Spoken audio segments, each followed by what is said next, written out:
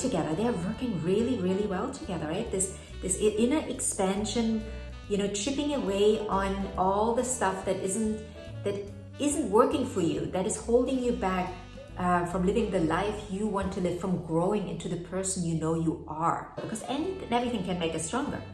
We just, again, have to utilize it and look at it from the perspective that is helpful, not from the perspective that tells us, oh, this is all awful and it will never work. Because if you look at it from that perspective, it will never work. If you want it to work, you have to find a different perspective. Good morning, my loves. It is Sunday and we are talking about the week ahead. And we are talking about the week from the 11th of November to the 17th of November. Now, if you remember, last week was not the busiest week, but it was still an intense week. There was, the theme of the week was the soul's yearning, right? The soul's yearning and actually allowing it to unfold, right? To not stop it, to not cage it, right? To allow it to unfold, to work with it, right? To work with this energy. And now this week, I think we're continuing the story. We're having Venus move into Capricorn, and I love Venus in Capricorn. I love her there. I mean, I truly love her there. Venus is not necessarily the most Capricornian energy, right? Venus is just this lustful life. I just want to be, and Capricorn is more of a doing kind of energy. However, I think this, for me, the way I see this work really well is because Venus is this sensual, this, oh my God, I can have what I want, easing into it, I'm easing into the flow, I'm allowing things to unfold. And for me, there's this energy in Capricorn that is just really, that is taking that Venus and catapulting her forward on a quantum level.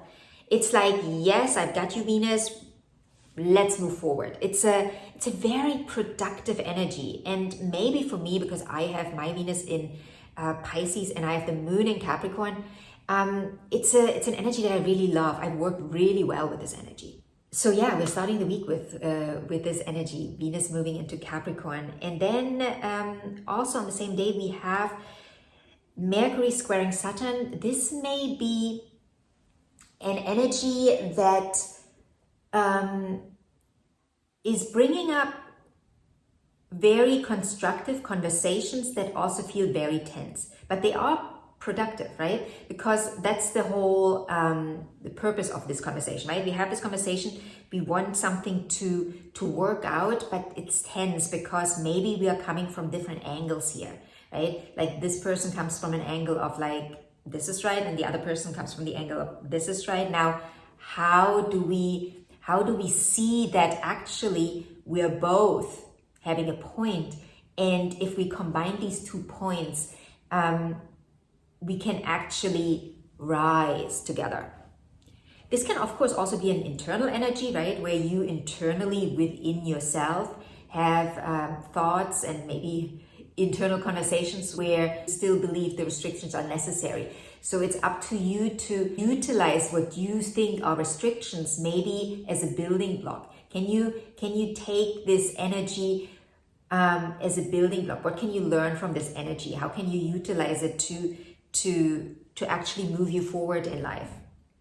Right? It's all about seeing different perspectives when it comes to square. Maybe from this perspective, it looks impossible. Then from this perspective, it looks like, not ideal. And then maybe from this perspective, you're like, oh, I can take this while I am quote unquote waiting for something. I could do this and build something here that then I can use to do this, right? There's always a way. You just have to find it for yourself. Then again, like last week, I will say this for the rest of the year, Jupiter sextile Chiron. These two are now in 19 degrees together, right? They started together in 21, 20, 19 degrees. So like they're moving backwards together. They are retrograding together. They are going inward together. They are working together. They are working really, really well together, right? This inner expansion chipping away on all the stuff that isn't working for you, that is holding you back from living the life you want to live, from growing into the person you know you are. It's that kind of work. I'm loving this. This energy is in the background. Every week it's in the background. We are doing that work slowly but surely. Then on the 13th, we have the moon conjunct Chiron. I'm mentioning this because I just talked about Chiron and Jupiter. Now this is, obviously the moon is fueling this energy here. I would look at this as emotional healing, but in a very constructive way. There's a certain understanding that is arising within you all of a sudden, right? It seemingly comes out of nowhere, but obviously, you've done your work. You've been working away on maybe old patterns, letting those go, letting people go, letting whatever needs to leave you, to make room, to expand. You've been working on that, and now there is already some room created that allows this understanding to rise, and that fills you emotionally. And when I say it fills you emotionally, there might be release, there might be tears, there might be a very emotional moment.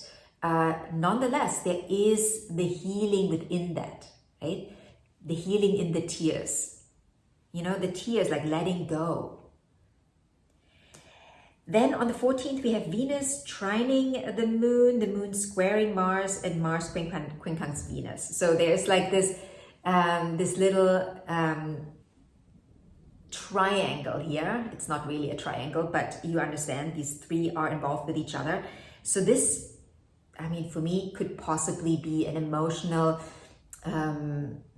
getting together in a relationship, trying to work something out, seeing that, oh my God, we are just looking at something so differently. It's like an inherent difference, but how can we utilize this? How can we use this inherent difference between us as a strength instead of looking at it as a weakness? How can we utilize it as something that can fuel us, that can move us forward, that can make us stronger? And I think this will be emotional, right? Maybe there are going to be emotional conversations. Also, the quincunx is always an aspect of realignment. Again, inherent differences, but how do we realign ourselves within that? So this can actually make us stronger, because everything can make us stronger.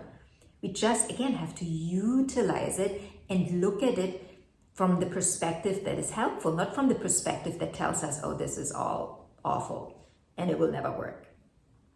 Because if you look at it from that perspective, it will never work. If you want it to work, you have to find a different perspective. Then on the 15th, we have a full moon in Taurus. There is a separate video for this full moon, so I will not go into it in detail.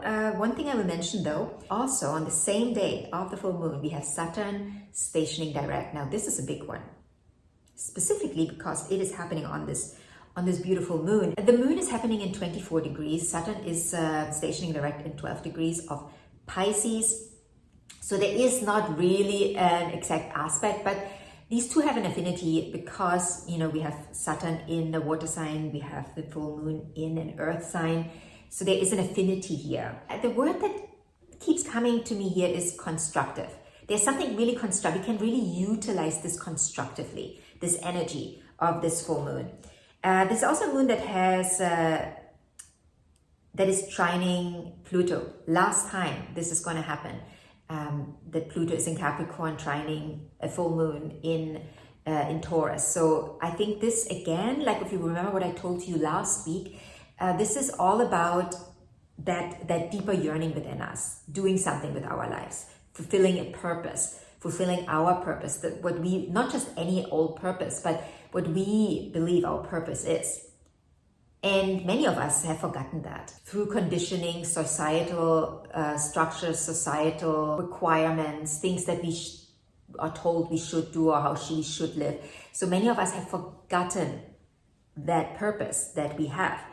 I think this is a moon that will very much remind you on that, because also it is very physical moon, right? We're talking about Earth here.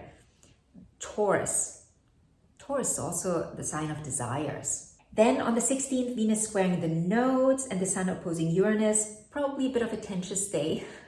One might say this is Venus not having what she wants yet, right? She wants it, and she's annoyed that she doesn't have it. That's this kind of energy. But I want this. I know I can have this. Why don't I have it? And instead of ruminating about this, and instead of being annoyed, feeling tense, feeling frustrated, Venus got to do what Venus does best. Leaning back, observing, realigning internally, readjusting internally.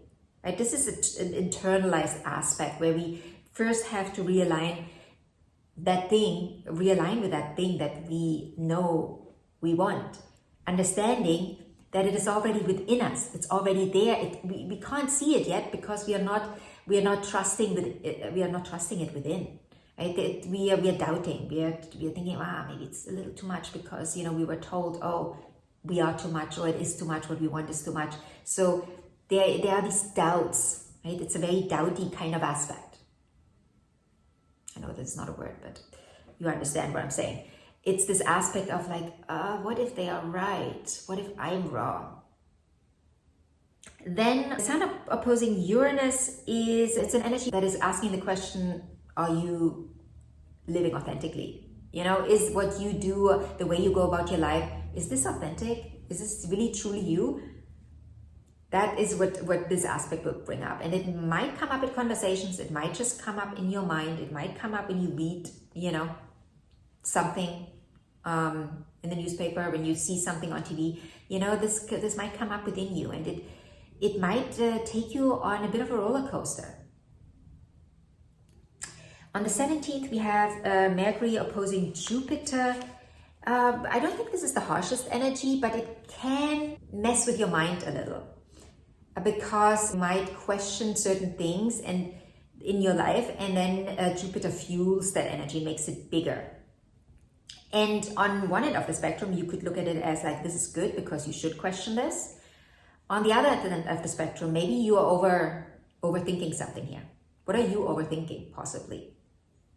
Are you making it more difficult? Are you making it harder than it actually is? So it's a mixed bag this week. The energies are, I think, a little stronger. There's a little bit more oomph, behind it, also because we have a full moon here.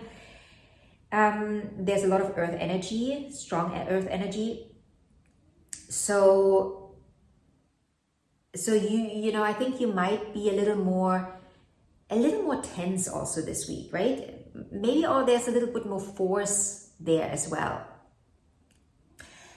But yeah, if you have any questions about this week, feel free to ask in the comment section below. If you want a personal reading, you can book it by clicking on the link in the description box. Anything else, ask away, and I'll see you in the next video.